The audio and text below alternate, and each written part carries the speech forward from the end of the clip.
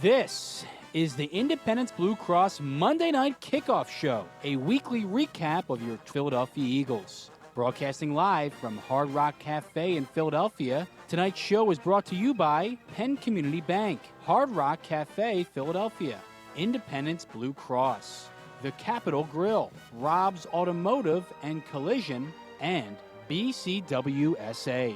We now go live to the Hard Rock Cafe in downtown Center City, Philadelphia for the Independence Blue Cross Monday Night Kickoff Show. Now, here are your hosts, Paul Jolovitz and Paul Domowitch. And welcome, everybody, to the Independence Blue Cross Monday Night Kickoff from here at the beautiful Hard Rock Cafe in Center City, Philadelphia. I'm Paul Jolovitz, along with my fellow Eastern European, Paul Domowitch. Tonight we have as our guest former linebacker, Mr. Kevin Reilly. Damo, before we introduce Kevin, fans have been used to a little bit more of a performance they got yesterday from the Eagles, who have not trailed yet this year. A lot of us said it would be a slugfest, and it was. But the bottom line, it wasn't ugly. It was ugly. It wasn't really entertaining, but it was a win, and that's all you can ask, right?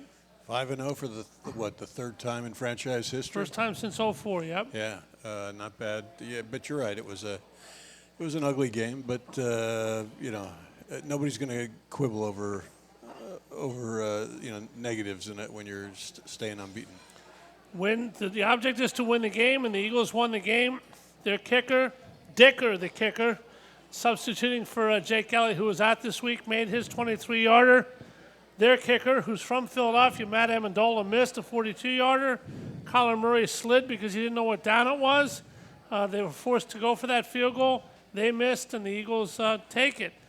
Score in the first half. The second quarter, Eagles are buzzing along in the first half, not the second half. But Kevin Reilly, we welcome you to the show tonight. Thanks for being here. And with all that was wrong yesterday, with all that was vanilla, with all that was whatever, the only letter that was important was a W, right? You got it. And, hey, it's fun being with you guys again like old times. Thanks so much. Yeah, the 5-0 Eagles, That's got a ring to it. It's unbelievable to think that, in some of the starts that we've had, especially recently, you think about 2-5 last year and now 5-0 is quite an accomplishment, and you got to think that these guys are doing a lot of right things in their second year coaching. How about Jalen Hurts pointing that out after the game over and over again? He's a guy who understands the moment. He's not going to get the pom-poms and forget Dallas this week for a second, but he's a guy who lives in the moment. But he realized that 5-0 can be 5-1, 5-2 really quickly, and you got to keep your foot on the throttle. He kept talking about 2-5 that they were last year. That really impressed me, his perspective of what's going on. This guy's been impressing me. I'll tell you guys a real quick story. I had never been to a tailgate at a major college football game, and I had a stepson and a godson that went to Alabama, and I got the opportunity to go down and see Alabama play LSU. And I'm watching this young quarterback. First of all, I was watching him, throw the ball because he looked like a linebacker. He did not look like a quarterback. And I'm watching him, and, he was either a freshman or a sophomore. I'm pretty sure he was a freshman. But he was young. And true freshman also. He didn't redshirt. He had an incredible first half. In the middle of the third quarter, I think he threw for 3 and ran for 1. He comes off the field. And I'm watching this guy because I'm like, what does this guy just look like he's got his act together? And he comes over to the offensive line and he gets down and he, gives a handshake, a high palm, just says something to all of them, walks over to the wide receivers, the tight end. Then he puts the headset on. Most quarterbacks would have gone and sat on the bench. My day's over. We got this thing won. And he's got the fourth-string quarterback and the third-string quarterback sitting there, and he's going along. And I said to myself, I have never seen a freshman disrespected. On any level in my whole life. And that just stuck with me, and I started to follow the guy. And when he had one bad half and gets benched, not only for the rest of the game. In the national championship game. Yeah. He is second string the whole next year behind Tua. And transfers. And, but during that time was never a problem. Nope. And actually was a cheerleader for the team. And actually had to replace Tua. Tua hurt his hip, if you remember. Yep. He came in and replaced Tua. Damo, he's almost too good to be true. We knew that off the field, but on the field, a game like yesterday where the passing wasn't bad, but there was no vertical game really at all. There was no running game at all until the second half where it started a little bit to open up. But he ran for 2 touchdowns on the sneak. It was boring football, but it was winning football. And that's the kind of game that impresses me almost more than the other kind. Yeah, I mean, besides the 2 touchdowns, I think he ended up with 7 rushing first downs. Wow. Kept drives alive. The quarterback sneak is just, it's going to kind of be automatic with him. I know people don't like to see him run, but it's a part of his DNA. And exactly right. He's smart enough to know not to take hard hits. I mean, when he does, it's when he was going in for a touchdown 2 weeks ago. Well, let me stop you here because I tweeted yesterday. I've tweeted this more than once. He plays aggressively, but not recklessly. Right. He doesn't go for the head-to-head hit. He doesn't try to hurdle the guy. Right. He doesn't take any shot harder than he has to. Obviously, it's a violent game, but he understands it. He'll even sacrifice a few yards if he knows it's not important. Like 2 weeks ago, you saw him pull up and slide short of the first down because he knew in his mind he wasn't going to be able to get the first down on that run no matter what he did. So he figured, well, I'm going to save it for another day. Put it in the bank. And I tell you what, he gets out of bounds about as quickly and easily with as much to gain as he can. He's very, very, canny about getting out of bounds. Apparently, he and Kevin, we saw this yesterday, obviously, his coaches at Oklahoma, when he went to Oklahoma, were different than the offensive coaches that Kyler Murray had. His told him, slide when you have a first down. Kyler Murray's were just slide, don't worry about the first down. Then spike it, set up your field goal kicker for a difficult situation. When you see a game where there's a clear contrast, obviously 2 guys that obviously know each other, having both played at Oklahoma, one who's known as a very brainy young kid, one who's almost outwardly been with a clause in the contract to do your homework. You see the side of the position, Damo and Kevin, that everybody says, well, physical attributes are one thing, but the mental side of the game was on full display yesterday, wasn't it? Yeah, I mean, that play was the obvious case. I don't know. I didn't hear his post-game press conference. I don't know if he miscalculated, if he didn't know the rule that they're gonna mark you where you start your slide. I'm not sure, but either way, if you slide as much as he does, you better damn know the rule. Well, you get these guys that are just so talented, gifted, that they don't think that they really need. And maybe they have ADD for watching film or whatever. But I'd never heard of anybody putting that into a contract. Yeah. And so much controversy was about it, they actually took it out. I heard some things today on a couple of the stations and read some stuff today about. It wasn't a great victory. People don't understand. What's a great victory? Well, I'm talking about the long season. I only played. I'm talking to you. I'm talking to you guys about 14-game season. Now that was preceded by 6 exhibition games, as they now call them, preseason games. And it is so hard if you just were in the 14-game season to keep yourself motivated emotionally for every game. You can't do it. Yeah. And there are some games when it could affect, more than 5 guys, maybe 10, and you don't play your best football. But you look at the film, you come out, and you go, well, I better get ready for this. They'll have no trouble getting ready for this game coming up, Sunday night. Kevin, I mean, you played football. You were a linebacker, obviously. I never played. Damo never played at that level or anywhere close to that level. But I'm not sure offended is the right word, but when people write that kind of garbage, and Damo, you were a writer, I'm obviously a broadcaster, the lack of understanding sometimes about how easy it is to get up for something every week is astounding. I mean, I don't care who you are. I don't care if you're the most emotional player that ever lived. You're going to have down weeks, and even in the weeks you're emotional, you're going to have bad weeks. It's just a fact of life in the NFL, right, guys? Well, not only that, but I mean, these guys have families. You have you have family problems, during a period of 3 to 4 months. I mean, so that you don't know when that is affecting somebody in a key position. Yeah, and I mean, parity is such a big thing in the NFL. Yep. There are, I believe, I counted 19 or 20 teams, the 32 that are either 2-3 or 3-2 right now. Yep. Most ever. So. I mean, there's not a big, there's not many games you're going to go into and just have so much talent like college where you're playing, playing, a Division I AA school. Yeah. I mean, so all it takes is a couple of mistakes, a turnover, and a team that you shouldn't lose to, you lose to. Yeah, you can't get too high about the 5-0 Eagles and the Dallas Cowboys. I was just doing a little homework before I came up here. The Dallas Cowboys are 4-1, and the records of the team that they've played are 12-13. and the Eagles are 5-0, and the teams that they played are 10-15, not too far off. And the only game they played. Remember, 5 of those games are the Eagle games. Same with Dallas. They have winning records against other teams. Yeah. Yeah. Well, the NFC schedules were the easiest in the league. Beast of the league. Because now. of the divisions they're Right. playing this year. So it's a break. It's why, it's why we have 2 4-1 teams and a 5-0 team from that division. Because I think you look at them.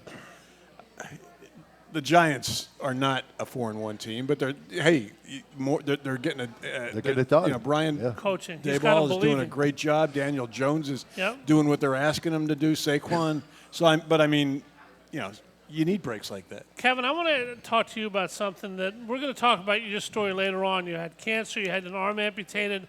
You've led an unbelievable life and of hope and of public speaking and then trying to make others feel good.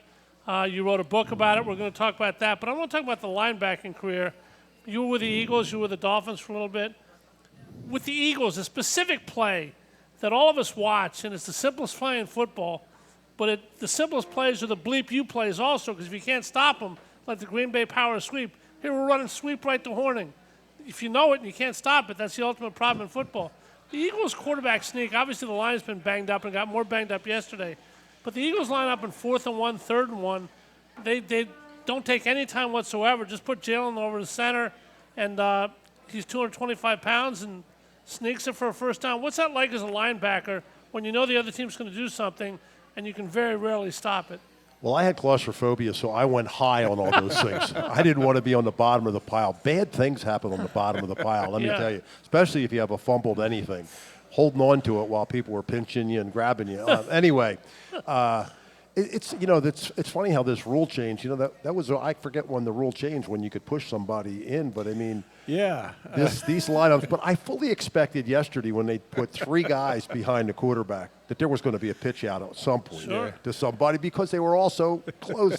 I don't know how you stop that. Well, the second one, Goddard pulled the guy in. He pulls him in the first time. He pushes him in the second.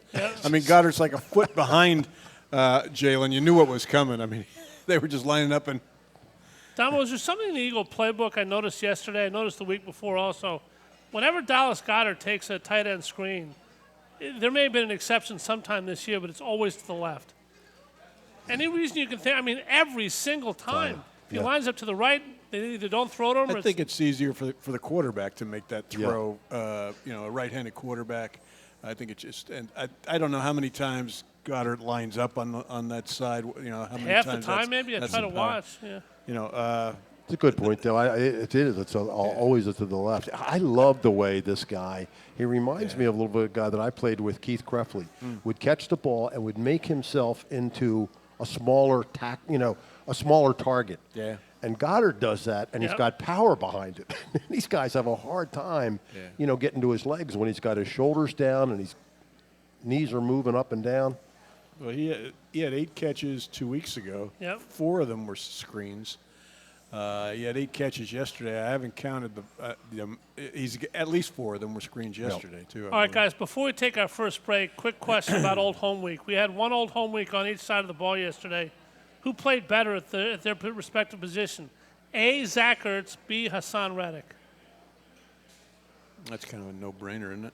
Well, give me the answer. Reddick. I say Reddick. Ertz caught a bunch of balls on he paper. He did, and he didn't gain a yard after. Same problem as here. Yeah. He's always not been a yards after catch guy. Early on, I believe that when he was just concentrating so hard on the catch that his legs stopped moving. Yeah. It wasn't even he was getting hit. Yeah. But he figured that out. But he had some bad passes thrown to him yesterday, too. Yeah, that was the problem here, too. Yeah. Wentz was never giving him a great ball to run with afterwards. But, you look at what Goddard's doing with Hurts. Going into this game, Goddard led the league in yards after catch. It's amazing. All right, we're going to take a quick break. The fans of this city should be going crazy this week. Amazing Sports Week.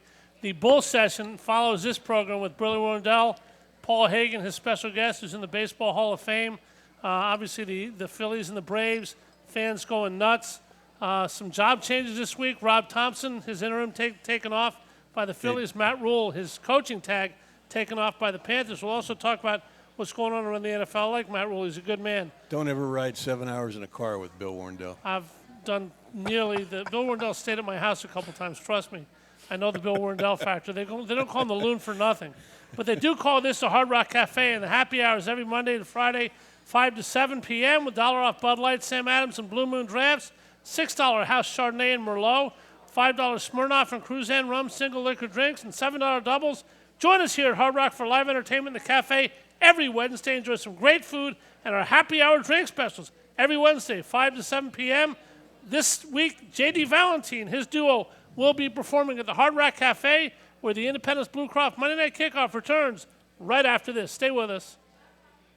Hard Rock Cafe has it all. Great food takes center stage as they tune up your visit with free live music every Friday night at 6. Sponsored by Conshohocken Brewing Company. See Philly's best rocking the main stage while you enjoy Hard Rock favorites right here in Center City. Pickup, delivery, and catering available. For more info, visit hardrockcafe.com.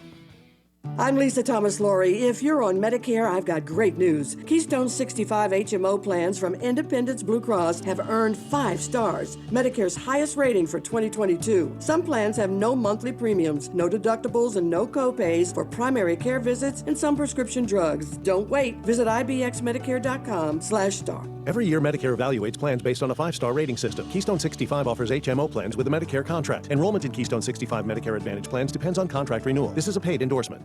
A truly unique dining experience awaits you at Fogo de Chão. Fogo de Chão awes patrons with their history and tradition of authentic Brazilian steakhouse, offering many cuts of decadent fire-roasted meats prepared over an open fire and served tableside by trained gaucho chefs. Currently featuring a holiday promotion. If you reserve your party now, your guests are rewarded with 2 gifts of your choosing. Contract required. Fogo de Chão, 1337 Chestnut Street in Center City, Philadelphia. For reservations, go to www.fogo.com or call 215-636-9700. Fall into relaxation at Hand and Stone Massage and Facial Spa. For an introductory price of just $69.95, enjoy the tranquility of their massage services and the rejuvenating glow their facial services provide. They even have specialty services such as a pumpkin facial or their signature hot stone massage. Restore, relax, and reset at one of Hand and Stone's 57 locations in Delaware, South Jersey, and Philadelphia, including the Lehigh Valley, for an introductory price of just $69.95. Call or book online at handandstone.com. Restrictions apply. See spa for details. We now return to the Hard Rock Cafe, Philadelphia in downtown Center City for the Independence Blue Cross Monday Night Kickoff Show. Once again, here are your hosts, Paul Jolovitz and Paul Domowitch. Welcome back to the Independence Blue Cross Monday Night Kickoff Show live from Hard Rock Cafe, Philly. Don't forget you can watch the show live at WBCBSports.com on Facebook Live by searching WBCB Sports. We have people watching all around the world. Our guest is Kevin Reilly. My co-host is Paul Domowitch. Guys, question for you. The Eagles have scored 92 points in the second quarter this year. That's more than any NFL team's ever scored over a 5-game span in any quarter. Yet they seem to be kind of lacking the rest of the game. They're last in the NFL in points scored. Is that a complete coincidence? Is there any reason you can think of? Because I sure can't. And then I'll ask you about the game-winning drive. But anything about the first and second half, primarily the second quarter? I've never seen a team that was this quarter specific. Yeah.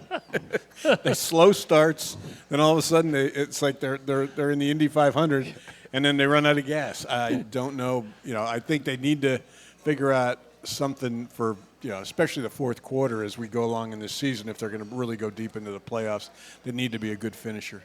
Kevin, any idea? Yeah, you would like to see him get off to a quicker start in the first quarter, because you have some plays designed that that nobody has seen on film. Yeah.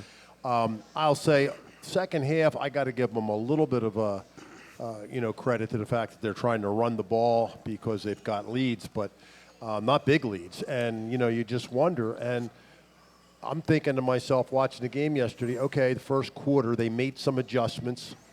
They come out, they score in the second quarter like they have been doing, right, and then maybe the other team made adjustments, but it's strange. I don't know what the situation is with that. And in defense of them, yesterday they did come out first possession, drove 64 yards for a touchdown. So, well, yesterday, guys, they came out and they did what they did. Obviously, they needed a big drive. Last week they came back from 14-0. They're clearing some hurdles week after week. They're not just winning. They haven't been behind yet this year. But you want to see a team respond to adversity. You want to see the iceberg in front of you. You want to see how they avoid it. 14-0, they come back last week, 29 in a row. Yesterday, 17-17 in the fourth quarter. You said, well, I said at least, I'm sure you guys were thinking the same thing. How about a long, sustained, gut-wrenching drive on the road against the other team? Jalen Hurts leads them on a 70-something-yard drive for the field goal. They miss. They're taking these off one by one, the comebacks, whatever they need. That's what a good team is, Kevin, isn't it? A team that not only can win 80-0, but respond to adversity. Well, especially if, you're just not having a good day for whatever reason, that you can grit one out, just absolutely grind one out. And that's what they did yesterday. And we were a little lucky with the guy missing the field goal. And our guy, Dicker, he kicks the ball right through the uprights like he was in his backyard. Sometimes you wonder, what gets in his 23-yard field goal. He kicked 4 out of 5 touchbacks, made a 42-yarder. The game winner was an old extra point. Right, absolutely. But, when an offense doesn't generate, is playing well in the first half, doesn't play well in the second half, a lot of times it's because the other team has made some defensive adjustments. I think that's what happened yesterday. They suddenly started blitzing that the Eagles didn't have an answer for. Yeah. They kept going to those bubble screens, and they weren't working because they were being sniffed out. And so I think that's part of the problem. They need to mix it up a little bit in the second half. Well, the obvious, Damo, that people think about this one, I was talking to someone about today, is how many offensive line injuries can you withstand? They have the best offensive line in the league. Their backup offensive line might be a top 15 or 20 offensive line, but guys get hurt, and obviously guys slide into positions with Andre Dillard hurt. Jack Driscoll has to slide into tackle. Sewell Pett has been at 2 positions in 2 weeks. Cam Jurgens played. Jason Kelsey got hurt yesterday. Obviously, you have a terrific offensive line, but at some point it has to matter. I think that point came yesterday, at least as far as attacking or reacting to the blitz goes. You think that's a fair statement? I absolutely do, and I think that if you talk to any offensive lineman, they'll tell you that playing together is really helpful for them because you've got what the guy next to you is going to do most of the time, and nobody misses a play where somebody comes right up the gut. The thing that I thought was I've been watching so far this year, I am amazed at Kelsey's ability to get 2 blocks on a lot of the running plays. That's what he does. He's having a great second level. The second level he gets to, maybe he doesn't knock the guy on his rear end, but he takes him out of the play. Yeah.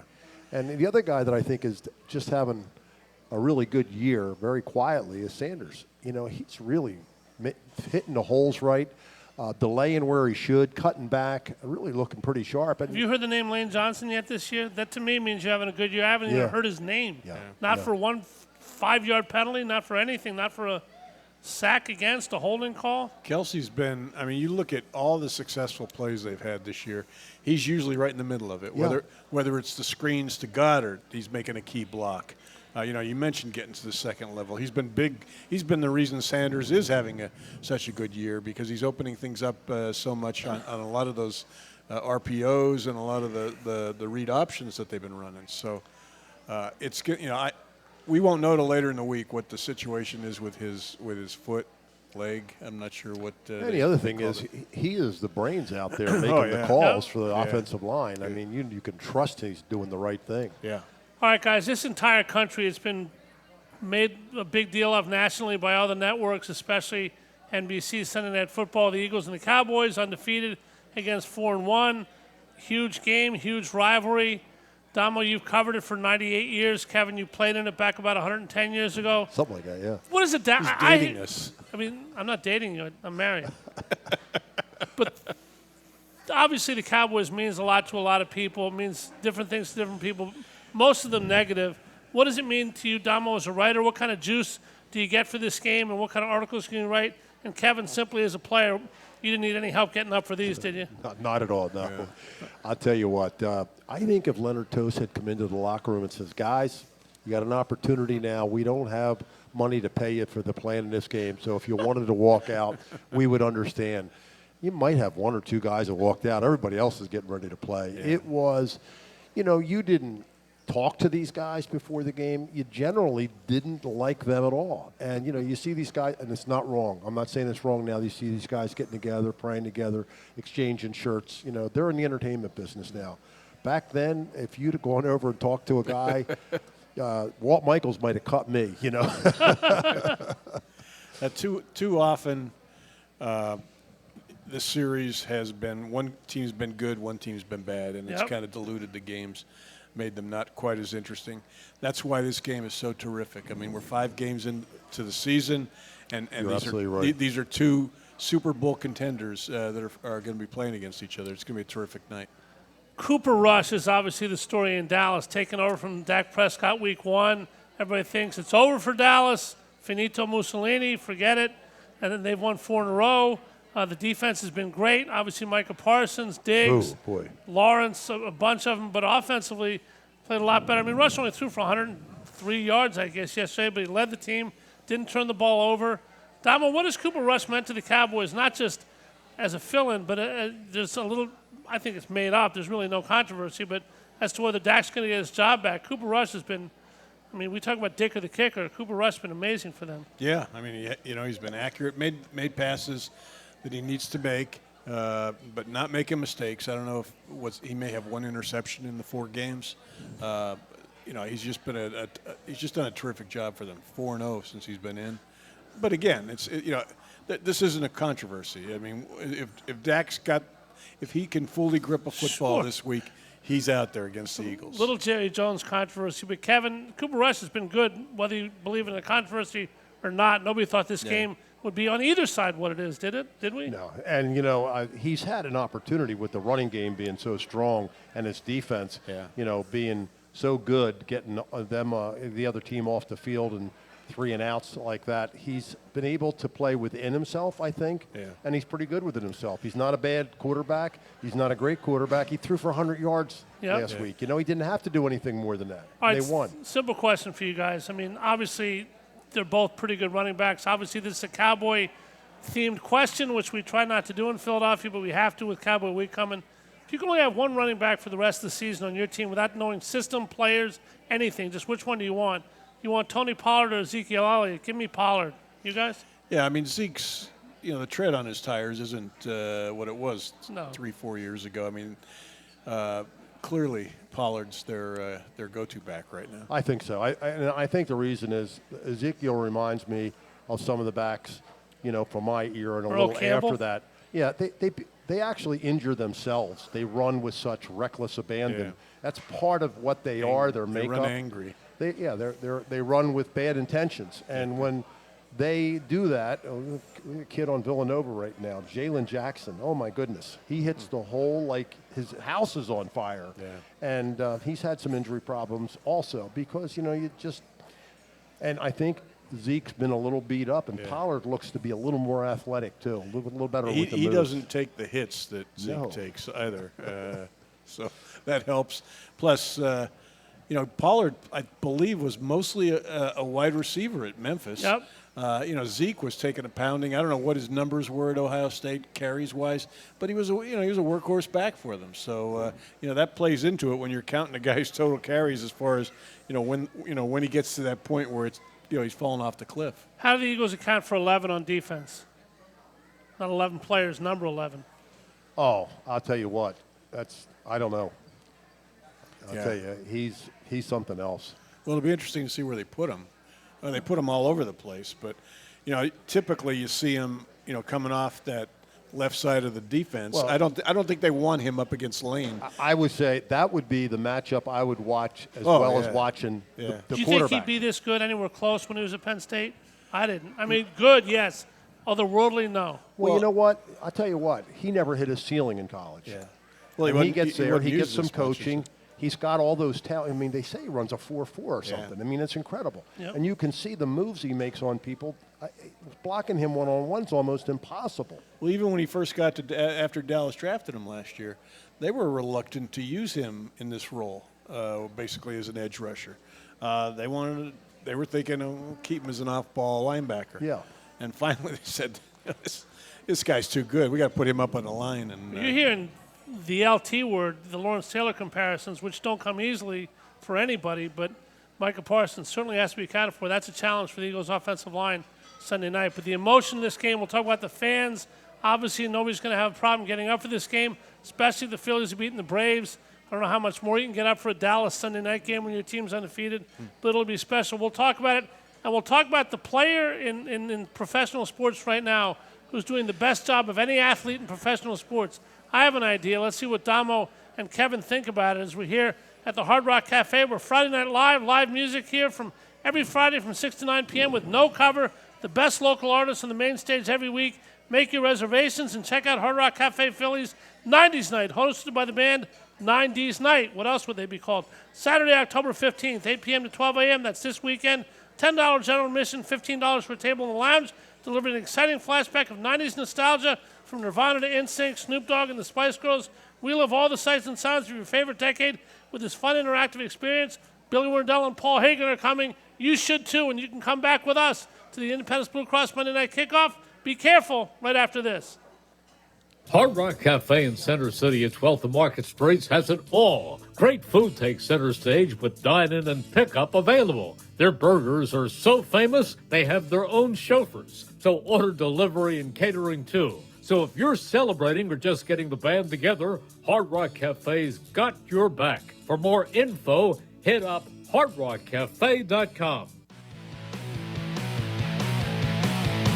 I'm Lisa Thomas Laurie. If you're on Medicare, I've got great news. Keystone 65 HMO plans from Independence Blue Cross have earned 5 stars, Medicare's highest rating for 2022. Some plans have no monthly premiums, no deductibles, and no copays for primary care visits and some prescription drugs. Don't wait. Visit ibxmedicare.com/star. Every year, Medicare evaluates plans based on a 5-star rating system. Keystone 65 offers HMO plans with a Medicare contract. Enrollment in Keystone 65 Medicare Advantage plans depends on contract renewal. This is a paid endorsement. A truly unique dining experience awaits you at Fogo de Chão. Fogo de Chão awes patrons with their history and tradition of authentic Brazilian steakhouse, offering many cuts of decadent fire-roasted meats prepared over an open fire and served tableside by trained gaucho chefs. Currently featuring a holiday promotion. If you reserve your party now, your guests are rewarded with 2 gifts of your choosing. Contract required. Fogo de Chão, 1337 Chestnut Street in Center City, Philadelphia. For reservations, go to www.fogo.com or call 215-636-9700. Don't hang out alone in the man cave this football season. Hang out at Cheerleaders with sexy entertainers, $4 Miller Lights, Jameson specials, and awesome game day prizes during all Sunday and Monday football games. Stop in before, during, or after the game to see your favorite entertainers and your chance to win an awesome game day prize. The most epic game day experience is at Cheerleaders Gentlemen's Club, where champions play. Open daily from noon till 2 a.m.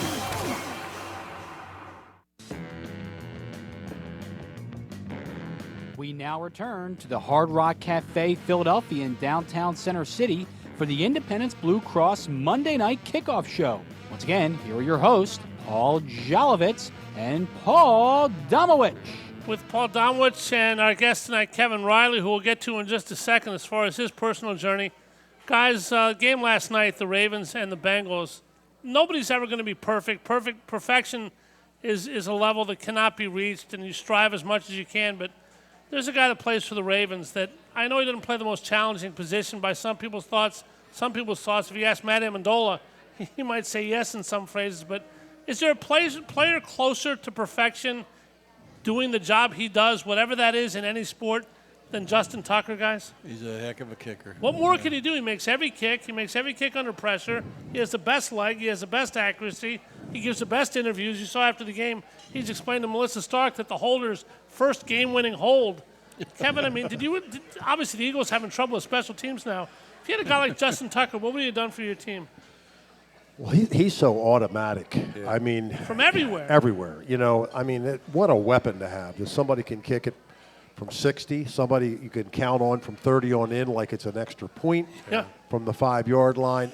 Just an incredible weapon that John Harbaugh has down there at the Baltimore Ravens, somebody you can count on constantly. I saw somewhere online today, an analytics guy said that somehow they can measure, where that kick went through the uprights. Like right down the middle.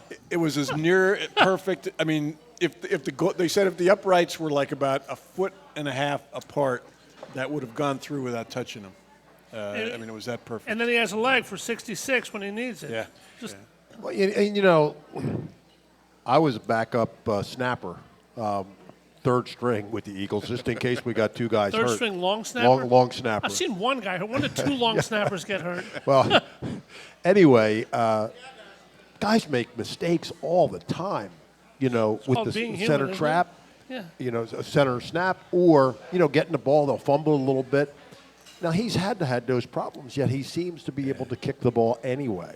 Make the adjustment. That, I think, is the talent. That's the key to the adjustment. He's talking about the holder in the center. When they screw up, he still makes the kick, Tomo. I'll say this, too. John Harbaugh, who is a special teams, former special teams coach. 10 years, I think, here, yeah.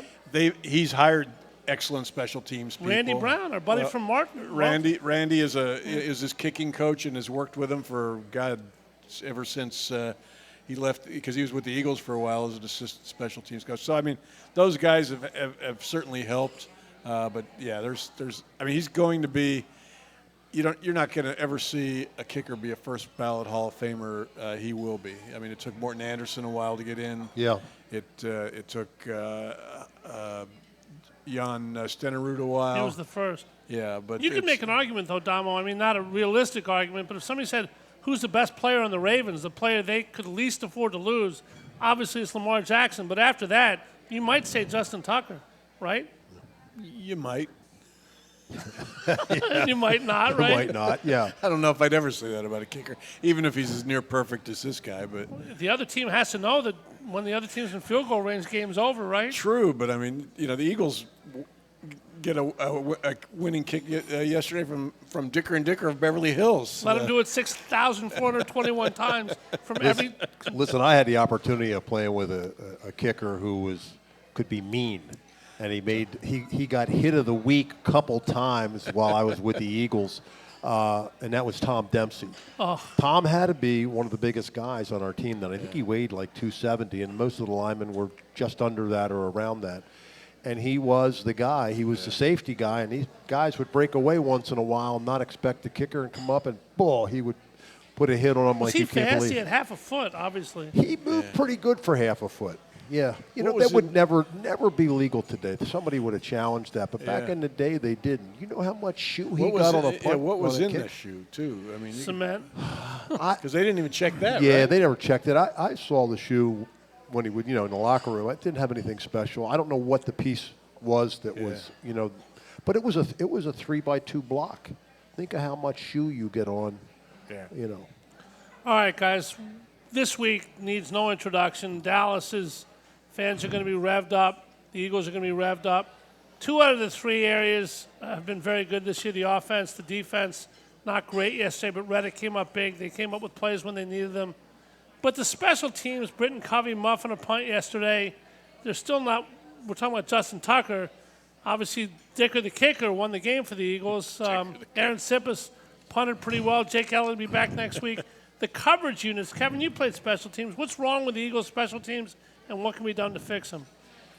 Well, coverage is one thing. One of the things I don't get, and maybe I'm missing something, but, I love to play on the punt team, because I didn't have much of a trouble getting by a guard or another linebacker that was blocking me, to get down the field. But the one thing that I did is I tried to peek over my shoulder to see where the punt was and time it. If the guy hadn't called a fair catch, that I would even slow down so I didn't run by him, so I could hit him the second he caught the ball. And I was successful in causing 3 fumbles that way in only a 3-year period. And I never got called for, an infraction on that. But I don't see these guys even checking. And you see that they're looking here, and the ball's going to hit at the 5, and they should be really tracking the ball. Yeah. So I don't know what that's all about. But special teams, you got guys that want to play it and play hard. You got guys that they wish they weren't there. So sometimes, those guys you got to get rid of, or you've got to make them better somehow. Yeah. Dom, the Eagles have great history of special teams with Dave Phipp and Harbaugh before that. It could cost them a game. I'm not saying they're the worst in the league, but they're pretty vanilla on all sides of the ball. Returns, coverage, not getting any blocks for the returners. Covey with forgetting the fair catch the ball yesterday. Is it going to take costing a game before they wake up and do something about it? I assume they're looking around. We're still a ways away from the trade deadline. if somebody jumps out at them, I mean, Howie's always, because ever since they had Phipps since what? Chip Kelly hired him in 2013. I mean, it's always been an important part of this these teams. They've all, I mean, Phipp always had a lot of influence in who they kept at the back end of the roster, so these guys could help his special teams. I assume it was the same way with the last 2 years with Nick's special teams coach. I don't know what the problem is. I mean, there's nobody getting blocked on a lot of these returns, so I'm not going to blame it totally on Britton Covey. So something's got to change. I don't know what it is, though. All right, Sunday night, Jalen Hurts going to get behind center. Obviously, national TV, he's done that many times. Obviously, in the NFL, he's not done that many times, but not to this level. Do you remember, Kevin, when you played in the big game, whatever that was, wherever it is, against your rival, you're undefeated, it's an important game, everybody's watching. A lot of depth and veteran leadership on this Eagle team, but a lot of young guys too, especially in the offense.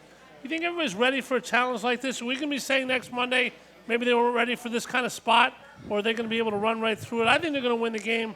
I think they're going to win it by 6 to 10 points. What do you think of how the Eagles handle this, both of you guys? Since we're at home, right, I really believe that we'll have the upper hand. I don't think Cooper Couch is going to be the answer, and I think these guys. Cooper Couch? What's Cooper Rush. Cooper Rush. I'm sorry, did I say Couch? Sofa. No, we don't know yet. Whether this is from taking hits on the Dallas wedge when I was a wedge player. Concussion protocols. You got the first name right, which is more than I can say. Yep. I want to ask Damo a question after this, but I tell you what, I played in 3 Monday night games. There is nothing like it. If you can't get excited about that, you're in trouble. Sunday night this time. The Sunday night game, just the national games. I remember us playing the Cowboys. I think they had beaten us 7 straight times. 1974. We're playing on Monday night for probably the first time in a couple of years because we weren't very good in the early 70s, and it was incredible. We beat them 13-10 at the Vet. Joe Lavender had a 90-some yard return. 96. 96-yard return on and Bill Berge knocked the ball loose off of one of their running backs as he was heading into the end zone. Doug Dennison, local guy. Yep, cuts down. I just remember that was the 15 minutes of fame that I had in the NFL when I was on the field and Dempsey put the 48-yarder through the uprights. Yeah. I'm laying on the ground, and I watched it go by, and I went, wow. For 15 minutes, I said, here I am. I'm 25 years old. I weigh 230 pounds. I got a 300-pound bench press, and every girl I ever dated is watching tonight. You never forget those times. Damo, you've covered many, many, many, many big regular season games, obviously playoff games, Super Bowls. Not going to put it in that realm, but many. Can you think of the last regular season game that the Eagles played? Never mind after a baseball playoff or the situation going to be in this one, but the last game that's going to generate the hype that this one is. Well, it's the 5th week of the season. But you got a city that's going crazy about a team that's surprisingly good. Yeah, I mean, I've been, like Kevin, I've been through this a lot. Been there, done that. Yeah, I mean, I want to see. I mean, I've seen games, games the last game and the game, next to the last games that have been huge. But they have a bye after this. You're not going to be talking about a look ahead. Yeah. I mean, it's a big game. It's an important game. It's a fun game because it's a rival. But let's not get carried away here. I think they're going to struggle. I think, we talked earlier about letdowns and, I want to see who plays. I mean, if they're missing Jason Kelsey again, if they're missing Jordan Mailata for another game, it's going to be tough against that pass rush. We're going to get to the injuries soon, Kevin. Obviously a factor in every NFL game. Eagles banged up now after 5 games. How big a difference do you think that makes with Mailata, other offensive linemen, Kelsey, who should play, Jake Elliott, who we think will, but injuries are a fact of life in the NFL. Well, we'll see who comes back, but, like Damo just said, when you got the bye week coming up, this is when you can gut up a little bit knowing you got 2 weeks to heal up. If it's not it's not something serious. I don't think the fans are going to have any problem getting up for this game. I mean, 5-0, playing on Sunday Night Football. I'm not sure I can remember, a game like this coming up. And they probably won't remember the game when it's over. They can't put the baseball game opposite the football game. Obviously, ESPN and Fox and the various networks, NBC involved. I guess Fox has the Phillies series. They wouldn't put the baseball game up against a football game, would they? Well, I don't know the that. Phillies aren't playing on Sunday, are they? They are. If it goes to a game 5, they are. They're playing Friday, Saturday, Sunday? Yep. Huh. Yeah. Sunday will be game 5, and we'll take a look at that. We got the bull session coming up Yeah. with Billy Wendell. Billy, is Mickey here? Not yet. I'm not is he here yet? Is he hosting the show? Not worried about whether he's here yet. All right. Why would I ask Billy Wendell a question? Let me ask Dom partner- a quick one. Yeah. We're talking about special teams. In your opinion, how many years before they just outlaw the kickoff and they just put it at 25-yard They've line? almost done it They're already. pretty, yeah, they've been pretty close the last couple of years. I mean, it took a vote and a very narrow vote. So I don't think it's going to be very long Yeah, before they. I agree. And it's just it's become nothing because Yeah. there are so many touchbacks. Right. So why not just Why go, not do it? Yeah. Yeah. Yeah. And I can see him saying, except for if it's in the last 3 minutes of a game or something like that, where it could be a play. But it's still, from the injury standpoint, it's still very an injurious play. I remember talking to Phipp a couple of years back, who had some ways to make it a safer play, but I think they're at the point now where they're Allow not even listening. Yeah. Just allow the guy to go coast to coast. Yeah, you don't see many exciting kickoff returns, punt returns anymore. And with the Eagles, you don't see any. Maybe that'll be the new thing. Sending it. Maybe they'll win a game on special teams. But we'll talk about that. Kevin Reilly is a very interesting human being. He's overcome a lot. Former linebacker, has been an inspiration to many people in his life. He's written a book as well. We'll talk about Kevin Reilly with Kevin Reilly. My co-host Paul Domowitch as we come back to the Hard Rock right after this. Hard Rock Cafe in Center City has it all. Great food, free live entertainment on Friday nights, and they're the epicenter for special occasions. Let them rock and roll to you with catering for your next gathering or book a private event space for your band's next meeting. Whether it's lunch, dinner, or late night, let them turn it up at Hard Rock Cafe at 12th and Market Street. For more info, visit hardrockcafe.com.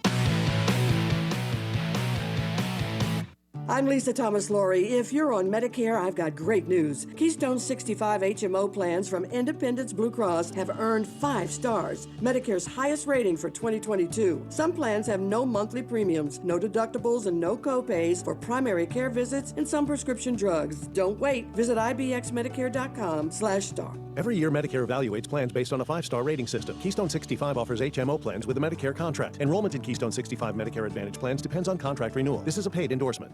A truly unique dining experience awaits you at Fogo de Chão. Fogo de Chão awes patrons with their history and tradition of authentic Brazilian steakhouse, offering many cuts of decadent fire-roasted meats prepared over an open fire and served tableside by trained gaucho chefs. Currently featuring a holiday promotion. If you reserve your party now, your guests are rewarded with 2 gifts of your choosing. Contract required. Fogo de Chão, 1337 Chestnut Street in Center City, Philadelphia. For reservations, go to www.fogo.com or call 215-636-9700.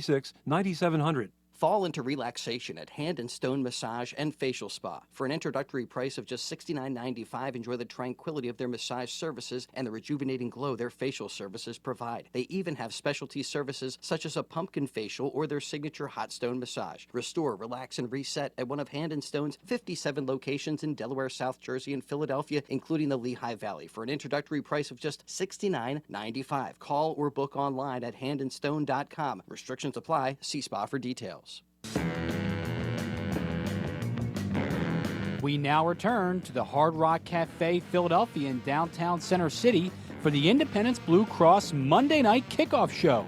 Once again, here are your hosts, Paul Jolovitz and Paul Domowitch. All righty, final segment of the Monday Night Kickoff tonight. We'll be back next week with our special guest, Mr. Ray Dinger. Mr. Domowitch? Yes. Looking forward to that as we'll recap a Cowboy game that has our anticipation stirred along with the Phillies series. Kevin Reilly is our guest tonight, and Kevin has lived a very eclectic life in the NFL as a linebacker back in the day from Delaware. Found out he had cancer, had his left arm amputated. I can't remember the exact name of the cancer. I'm sure you'll fill us in. Desmoid. Desmoid cancer. Desmoid tumor. How hard was it to have your arm? Did you have a choice with the arm amputation? That was over 30 years ago. Well, it started out with, it's kind of funny, it started out with me taking a full year off from the NFL. I was just beat up, and the one thing I noticed was I had a weak left arm, and I just thought it was because I was right-handed. I noticed lifting weights. And one day on the beach, my dad noticed that there was a little bump in my shoulder.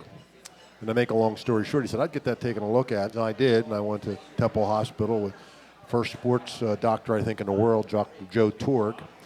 And they thought it might be cancer. So he went in and did a biopsy, came out, and he said, you're lucky. It's not. It's a soft scar tissue tumor, and we'll remove it after the holidays. It was after Thanksgiving. So I went in, got it removed. I'm thinking I'm going to make a comeback now. I had a couple teams that were interested in giving me a tryout and coming to training camp. And so he took it out, and then by February, lifting in the gym, the thing's back. So I go back in again, and he goes, this is before MRIs, so they didn't know how big it was. And they go back in, and I was pretty muscular at the time because I was lifting weights, one of the few guys that did that. And they didn't get all of it. And you could just leave something behind on this and it would come back, and it came back again bigger and stronger. The best thing he did for me is he called a doctor who knew about this, what it was, at Sloan Kettering, and the guy saved my life. But this guy, Dr. Markov, operated on me once, and he took my scapular out. Now, this is one of the toughest moments I ever had. I go up there with my wife, and I'm looking to talk to this doctor so he can get this tumor out, because it hasn't been diagnosed as cancer, and it's still not today. It's called a rare scar tissue. I forget the name of the last part, but it's not classified yet. It should be. Anyway, I go up and I'm thinking this guy's going to get it out. It's May. I'll have time to work out, and I'll get in somebody's camp in July. I wait 2.5 hours in this New York office of his, because he is so popular, world-renowned. And I go in, they finally put me in his office. They're out of little meeting rooms. And he comes in, he's 5'7", he comes over, he shakes my hand, Dr. Markov. He had the bedside manner of that wall over there. But I knew he was a genius. And he looked at my x-rays, looked at the prognosis. He said, they got this wrong. This is a bad prognosis. They said you had nodular fasciitis. That's not it. You have a desmoid tumor, and I'll be lucky if I can save your arm. My knees buckled. Within 10 seconds, boom? Like that. Wow. And then he said, take your shirt off. I did, and he stuck his thumb into it. I went down to one knee. Oh, my God. And he goes, yeah, it's a desmoid. I said, how do you know that? I challenged him right away. He said, I've seen more of them than all of the doctors in the world put together. The operation you're going to need, which was the scapular operation, I've done 250 times. Wow. Now, he only had 4 that didn't work, and mine was one of them. But what happened is I only had disuse of my arm. You can't do anything like this. Anyway, it came back because he didn't get all of it the first time. And then I finally went up. I was in so much pain. I was in pain for 3 months. I was not getting more than an hour's sleep. I was a bear with a red ass. I just couldn't take it anymore. Constant. And I went up with my dad, and we met him on a special appointment. And he said, I'm going to have to do a 4-quarter amputation. And I said, when? I mean, it was just like that. And he went in and he took my left arm, my left shoulder, and 4 ribs. But he saved my life. And kind of a miracle, I think, in a way, because there was no way at that time he could have known about microscopic cells. There wasn't anything that could determine them. And I can't believe that this thing didn't come back, and it hasn't. And now there's nobody needs to get an amputation that has this disease. We have got medicines now that control it, manage it, and we're looking for the silver bullet, and we're going to have it within 2 years. Domo, can you think of anybody, any Eagle obviously people go through a lot in this world with everything you can, but Kevin's one of the most amazing stories. He speaks. He's written a book that we'll talk about in a second. He's just he's an inspiration for a lot of people. Yeah, I mean, the amazing part is what you do afterwards. I mean, a lot of this happens to me. I'm probably wallowing in self-pity and never recover. I mean, he turned it into an amazing story, and that's affected so many other people. Listen, I was so happy to be alive. That was one, where right? my gratitude came from. Was, and I going into that operating room, I had to sign this piece of paper. Here comes Markov down. He's late as usual, and I'm going, hey, what's going on? He says, well, here. He says, you have to. I forgot to give this to you last night. I said, what did he say? It's a release form. Just sign it. We had that kind of relationship. We really got tight. I said, I think I'll read it. He said, just sign it. So it was like 2 paragraphs, but I don't remember one line. It said, as the adult in this operation, you fully understand and comprehend there's a 30% chance you will not survive the event. Well, as Johnny Carson would say, I did not know that. 30%. And now they're wheeling me in, and I'm saying, the act of contrition and everything else, and like, ooh, there's a 1 in 3 chance I'm not coming back. And when I woke up, I wasn't sure where I was because I was in and out, but I kept looking at the ceiling. It was white, and where am I? Am I somewhere real else? Ceiling.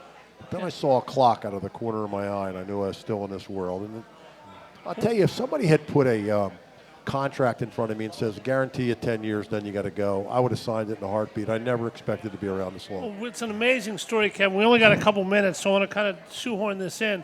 Tell everybody about the book you wrote, when you wrote it, and what it's called. Well, it's called Tackling Life, and I was really coerced to write a book by a couple of my buddies, and one of them really got on me, John Riley, who co-wrote the book with me. And it's not just about, the loss of my arm. I also went through a really tough divorce after 20 years of marriage, and really set me for a loop.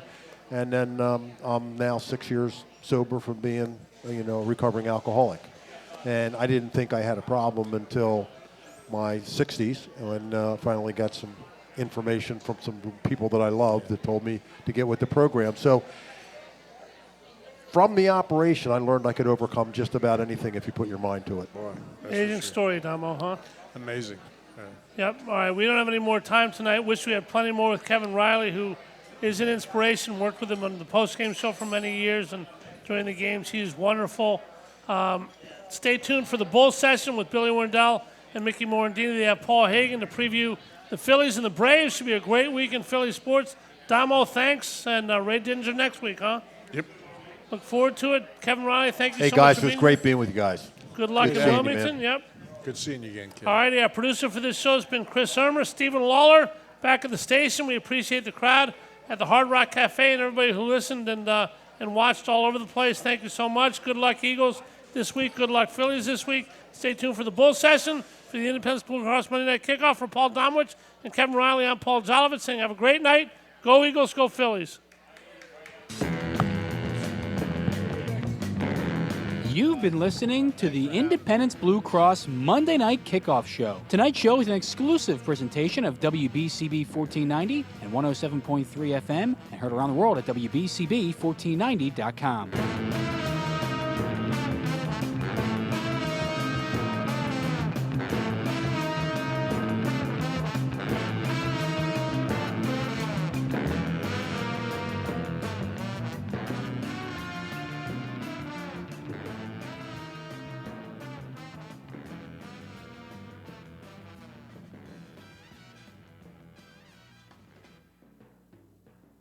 Your financial health matters, and just as you are concerned about your physical health, you should take care of your financial health. Tune in to Financial Health Matters every Thursday at 9:30 with host Mike Russo. Mike will provide you with unique legal tax strategies for pre-retirees and those who are retired. He'll offer advice on your